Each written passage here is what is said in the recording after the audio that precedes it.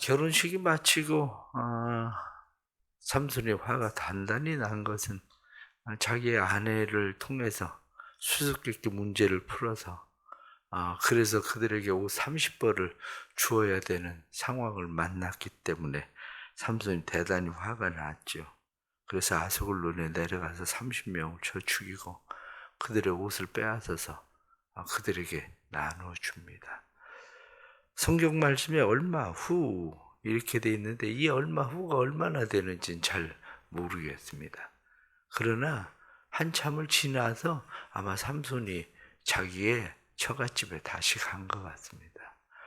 아마 삼손은 자기 아스글론 사람 30명을 쳐 죽인 일로 인해서 블레셋 사람들이 자기에게 어떤 보복을 하지는 않을까라는 그런 마음 때문에 쉽게 내려가지 못했는지도 모릅니다.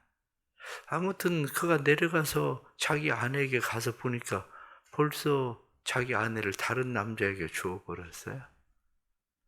이게 이제 블레셋 사람들의 보편적인 문화가 그런 문화였었던 거죠. 블레셋 사람들이. 그러니까 블레셋 사람들의 문화가 그러니까 이번에는 그러면 그 여동생이 더 예쁜데 여동생 줄 테니까 그와 결혼해라. 이렇게 이야기를 하게 되는 겁니다. 이 결혼이라고 하는 것이 이스라엘 사람들과 다르게 이 블레셋 사람들이 하고 있었던 이 결혼이 사디카라고 하는 우리나라 대릴 사이제 같은 그런 결혼입니다. 이 사디카라고 이야기하는 이 결혼에도 두 가지가 있습니다. 하나는 비나, 그래서 비나혼이거든요. 비나혼은 아예 그 집에 들어가서 그냥 사는 거예요. 아예. 또 하나는 모타예요. 모타는 주기적으로, 정기적으로 그 집에 가서 들르는 거죠. 지금 아마 이 삼손과 같은 경우는 이 모타였을 것으로 그렇게 보는 거죠. 정기적으로 아내의 집에 가서 처갓집에 가서 들리는 그런 혼이었을 텐데 얼마 후에 가서 보니까 그런 일이 벌어진 거거든요. 그러니까 삼손이 단단히 화가 나서 여우를 300마리를 데려다가 꼬리를 묶어가지고 횃불을 달아서 온통 다 불질렀다. 이 여우라고 얘기하지만 그 지역에 여우가 그렇게 많은 게 아니라 자칼이라고 하는 작은 그런 종류죠. 그것을 잡아다가 그렇게 불을 질러서 온통 밀 추수를 할 때가 됐는데 이 밀밭을 완전 불태워 버린 거죠. 그렇게 되니까 또 블레셋 사람들은 단단히 화가 난 거죠. 그래서 이 블레셋 사람들이 화가 나니까 이번에는 누가 이렇게 된 거냐? 그게 삼손이 단단히 화가 났는데 그 삼손의 아내 장인이 그 부인을 딴 사람에게 줘가지고 삼손이 화가 나서 그렇게 한 거다. 이렇게 이야기하니까 그 장인과 그리고 그 여인을 불살라버린 거죠. 이게 참 블레셋 사람들이 가지고 있었던 그런 사람 죽이고 이렇게 행하는 일들이 그리고 혼인에 대한 이런 게 블레셋 사람들의 그냥 세상 문화였었죠. 당시에. 그런 문화들 때문에 삼손이 또 다시 이제 화가 난 거죠. 오늘 성경에 나타난 말씀을 보면 내가 이같이 행하는 일들은 내가 원수로 갚고야 말겠다. 이렇게 해서 여기 8절 말씀에 보면 블레셋 사람의 정강이와 넓적다리를 크게 쳐서 죽이고 내려가서 에담 바위틈에 머물렀다. 여기 정강이와 넓적다리를 크게 쳐서 이렇게 이야기하고 있는 이것이 히브리 사람들의 이 관용적인 표현입니다. 관용적 표현이라고 하는 것은 철저히 응징했다, 철저하게 복수했다, 굴복시켰다 이런 이야기거든요.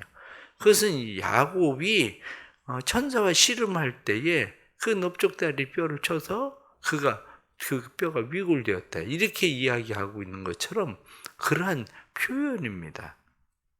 결국 여기에 나타나고 있는 그러한 말씀들을 쭉 보면 지금 삼손은 철저하게 개인적 복수를 지금 행하고 있는 거죠.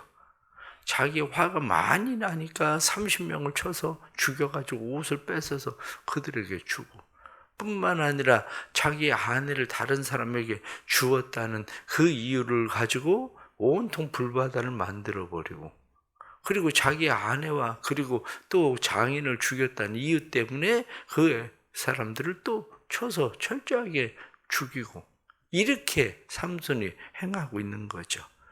이렇게 되니까 블레셋 사람들이 유다 사람들에게 찾아왔어요. 찾아와서 이야기하기를 삼손을 내놔라. 삼손을 내놔라.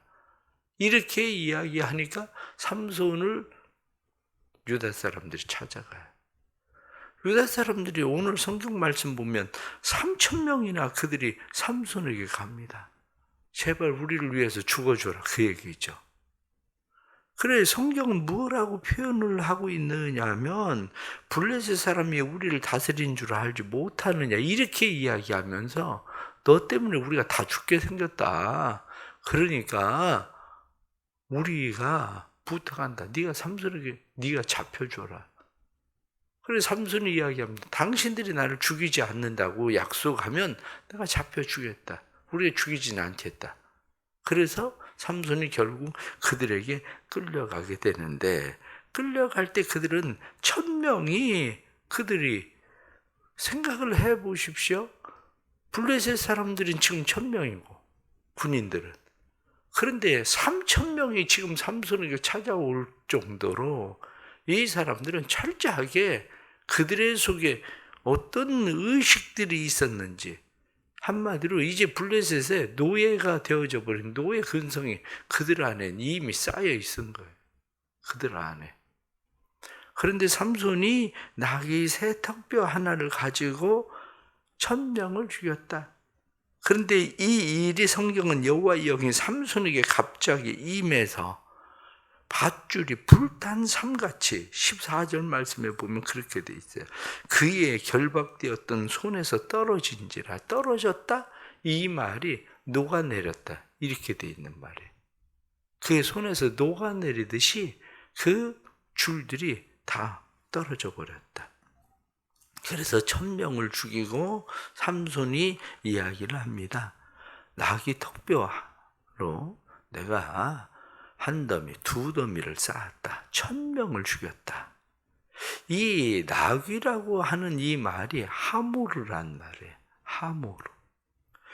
더미라고 하는 말도 하모르예요. 하모르. 같은 말이에요. 우리가 배, 그러면 타는 배인지 우리의 배인지 먹는 배인지 이런 것처럼 하모르, 그렇게 이야기하면 그게 나귀란 말이거든요. 하모르 이렇게 얘기하면 더미란 말이에요. 그러니까 한 더미, 두 더미. 지금 이 이야기는 언어의 유희라고 이야기하죠. 시적인 표현인 언어의 유희. 그러니까 언어의 유희로 사용되어지고 있는 그런 말입니다. 그런데 그곳에서 지금 라말레이, 턱뼈의 산, 이런 말이에요. 턱뼈의 산. 그러니까 턱의 산. 이 턱뼈를 가지고 지금 이렇게 엄청난 일을 행한 거죠. 결국 그런데 삼손이 목말라서 죽게 생기니까 하나님 앞에 부르짖었더니 하나님께서 그곳에 샘을 터지게 했는데 그 샘을 에나코레 이렇게 말했다. 그래서 정신이 회복되고 소생되었다 하는 말씀입니다. 오늘 말씀 가운데에서 또 다시 우리가 몇 가지 생각할 말씀이 있습니다. 우리가 다시 생각할 수 있는 그런 말씀은 하나님이 한번 선택한 사람을 쉽게 버리지 않는다는 거죠. 하나님이 선택한 사람, 삼손을 생각을 해 보십시오. 삼손을 생각해 보면 삼손에게 하나님께서 얼마나 큰 은혜를 주셨습니까? 엄청난 그 힘, 은혜. 그런데 하나님께서 차라리 그 능력을 다른 사람에게 주었더라면 이라는 생각이 들어갈 정도의 사람에 불과해요. 삼손이라는 사람이. 왜 다른 사람에게 주었더라면 이라는 생각이 불과한 사람이냐? 어떻게 하면 이스라엘을 구원할 수 있을까에 집중한 게 아니라 개인적인 복수에 집중되어 있는 사람이에요. 이 사람이. 그렇잖아요. 지금 30명을 죽이고 그 블레셋 사람들의 땅을 불태우고 그리고 또 그 블레셋 사람들의 원수를 갚겠다고 그들의 정강이와 넓적다를 쳐서 그들을 죽이고 이런 일이 이스라엘을 위해서 그런 일들을 행한 게 아니고 단지 개인적인 일들을 위해서 그렇게 행한 거예요. 개인적인 복수를 위해서. 우리 그리스도인들을 가만히 생각을 해보세요. 어쩌면 우리에게 그런 능력을 하나님께서 주셨는데 우리는 그 능력을 하나님을 위해서, 하나님의 나라를 위해서 사용하는 게 아니고 우리는 우리 개인적인 무엇을 위해서 사용하는 사람들에 불과할지도 몰라요. 그럴지도. 많은 사람들이 어떤 사람은 하나님께서 탁월하게 돈을 버는 재능도 주시고 리더십도 주시고 이런저런 능력들을 많이 주셨는데도 불구하고 그건 다 개인을 위해서 쓰여지는 일들에 불과하죠. 사람들이. 삼손이 지금 그런 사람이에요. 삼손이. 엄청난 힘을 가지고 있는데도 그 힘을 하나님을 위해서 쓰는 게 아니라 오늘 본문에 나타낸 말씀처럼 그냥 개인적인 복수, 자기 개인적인 욕망을 채우기 위해서 살아가는 사람에 불과한 거예요. 그럼에도 불구하고 하나님이 그를 버리거나 포기하지 않는다는 거죠. 이게 은혜예요. 우리가 살아가는 모습을 보면 그럼에도 불구하고 하나님 우리를 포기하거나 하나님께서 우리를 버리지 않는다는 게 은혜지. 이게 얼마나 큰 은혜입니까? 그게 다른 사람 욕할 거 없어요. 다른 사람 욕할 거 없고 우리가 그런 삶을 살고 있으니까 우리가 또 한편으로 생각을 하면 그렇습니다. 3,000명이나 되는 사람들이 자기에게 몰려오고 이럴 정도로 지금 이스라엘 백성들이 힘들고 어려운 상황 아닙니까? 근데 옛날에 사사들을 보십시오. 옛날에 사사들은 깃발 하나 꽂고 모여라 그래가지고 사람들 다 불러 모아가지고 무엇을 행하던 사람들 아닙니까? 그런데 깃발 꽂고 여기에 모여라 이게 아니라 그 무리에게 자기를 내줘야 되는 사람. 이게 삼손이에요. 이게. 다시 말하면 리더십도 없고 자기가 사사인데 한마디로 나시인으로서 하나님께서 탁월하게 자기를 부르셨는데 에단 바위 틈에 머물렀더라. 이게 무슨 꼴입니까? 이게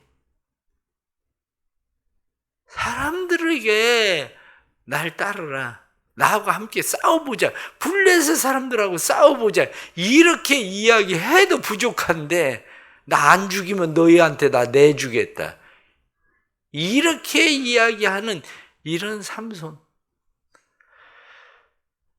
그럼에도 불구하고 하나님이 삼손을 포기하지 않는다는 게 이게 얼마나 은혜입니까?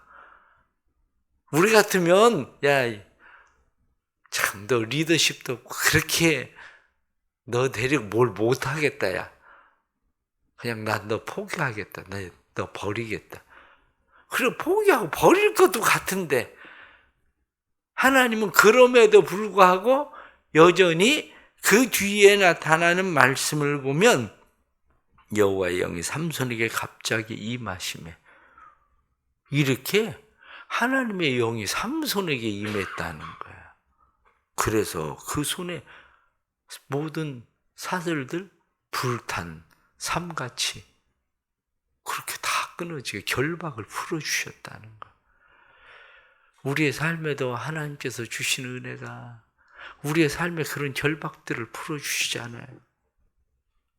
우리의 삶을 올가매고 있는 모든 결박들로부터 그럼에도 불구하고 하나님께서 우리의 결박들, 때로는 죄로부터, 질병으로부터, 가난으로부터, 관계로부터의 결박들을 풀어주시는 그 하나님. 그런데 삼손을 또 가만히 보십시오. 15절 말씀 보면 삼손이 나귀의 새 턱뼈를 보고 손을 내밀어 집어들고, 왜 나귀의 새 턱뼈라는 표현을 쓰고 있을까? 그거야. 나귀의 새 턱뼈를 보고, 죽은 지 오래되지 않은 턱뼈라는 거죠. 무슨 얘기입니까?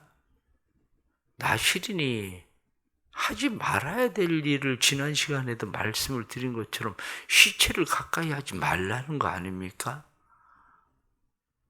그런데 눈에 보이는 대로 또 나귀 턱뼈 그거 무기 삼아서 또 사람 죽이잖아요. 이게 삼손이 하고 있는 삶이에요.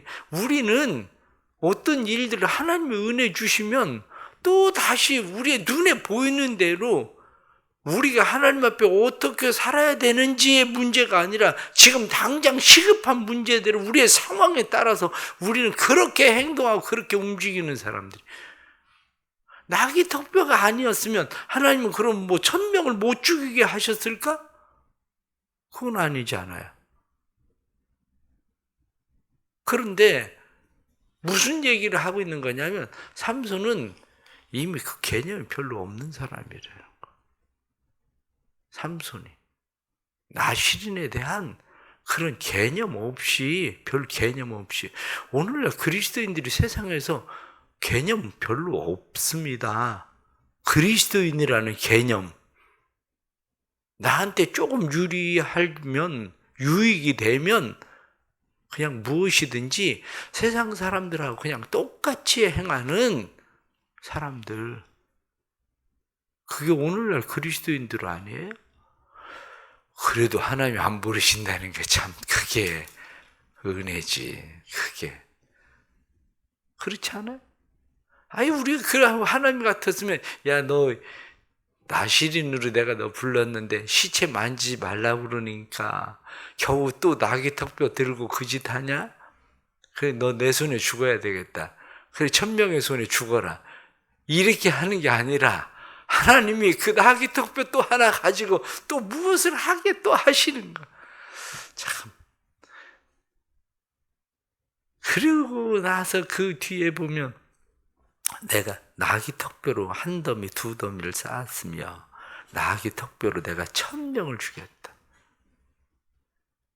하나님이 그렇게 하셨다는 게 아니라 내가 또 뭘 했다고 또 그렇게. 이걸 보면 참 삼손의 모습이 오늘날 우리 그리스도인의 모습하고 별 다를 게 없이 똑같습니다. 정말로 똑같아. 그리고 또 죽게 생겼으니까 그때서야 뭐 합니까? 그때서야 부르짖어서 주께서 종의 손을 통해서 이 큰 구원을 베푸셨는데 제가 죽게 생겼으니 저 좀 살려주세요. 그러니까 하나님께서 우물을 터뜨려서 또 그 물을 마시고 성경에 나타난 말씀처럼 소생하니 그렇게 돼 있어요. 또 살아났어. 그 오늘 성경 15장에 나타나는 말씀을 제가 제목을 생각하길 그럼에도 불구하고 참 그럼에도 불구하고 그럼 소생해서 살아났으면 16장에 가면 또 괜찮아졌을까? 천만에 16장에 가면 또 드릴라 또 찾아가는 일이 또 시작되죠. 그게 가만히 성경 말씀을 보면서 야 어쩌면 우리하고 이렇게 똑같을까? 내 모습하고 이렇게 똑같을까? 이런 생각이 들어갈 정도로 제가 설교를 준비하면서 다른 사람 유튜브도 이렇게 때로는 보고 그러는데 때로는 뭐 유명하다는 분들 뭐 설교도 이렇게 보고 그러면서 야 설교를 이렇게 못하나 성경을 그 시간 1시간 동안 이렇게 성경을 이렇게밖에 못 푸나 이런 사람들이 죄송한 얘기지만 유명하다는 사람들 가운데도 의외로 많아.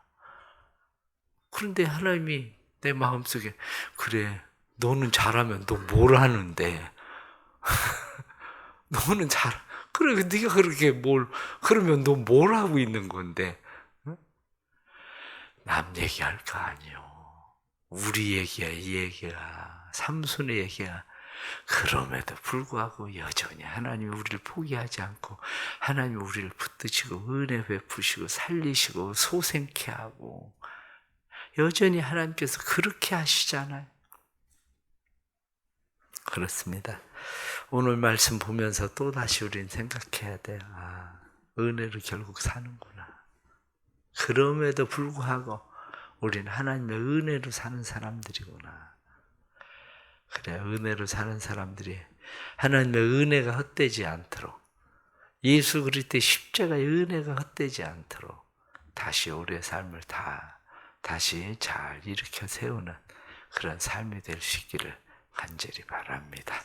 기도하겠습니다. 우리를 포기하지 않고 끝까지 은혜 베푸시지만 하나님 저희들이 얼마나 어리석은지 여전히 하나님의 은혜에 힘입고 살면서도 내가 무엇을 한 것처럼 행하는 어리석은 사람들입니다.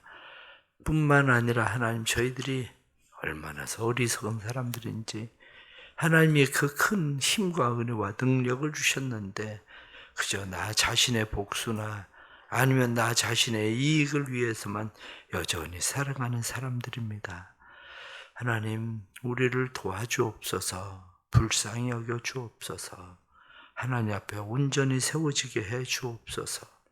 여전히 헛된 길로 가고 또 가는 어리석음에서 벗어나게 해 주시고 저희들이 오직 하나님의 은혜를 쫓아 은혜에 합당하게 살아갈 수 있는 사람들이 되도록 우리를 만들어 주옵소서. 이 새벽에도 주께서 우리를 불러주셨으니 이 새벽에도 저희들이 주의 은혜의 말씀을 듣고 그 은혜 안에 새롭게 되어 하나님이 우리를 위하여 우리를 통해서 행하시는 일들을 보게 해주시고 그 일들을 통해서 주님의 나라가 더욱더 확장되고 세워지게 해 주옵소서. 연약한 성도들을 위하여 기도합니다. 애나꼴에 부르짖는 자의 샘 하나님 저희들이 죄인 되지만 나 자신을 위해서만 살고 또 다시 우리가 어디로 가였는지를 하나님이 아시지만 하나님께서 애나꼴에 샘을 터뜨리셔서 다시 소생케 하시던 것처럼 우리를 다시 소생시키시는 하나님의 은혜를 보게 해 주옵소서. 사랑하는 성도들의 가정을 소생시키시고 연약한 육신을 소생시키시고 경제적인 삶도 소생시키시고 인생의 길들을 소생시키셔서 다시 살게 하시는 하나님의 은혜를 힘입게 해 주옵소서. 슬픔을 당한 가정에도 하나님 은혜 주시고 슬픔을 당한 가정에도 위로와 평강이 넘치도록 하나님 도와주옵소서. 일천번째 예물 주께서 받으시고 이들의 가정을 회복시키시고 마음의 기도가 하나님께서 소생시키는 샘물 되게 하셔서 가정이 온전히 살게 하시는 구원의 역사가 일어나는 은혜가 임하게 해 주옵소서. 예수님의 이름 받들어 기도드리옵나이다. 아멘.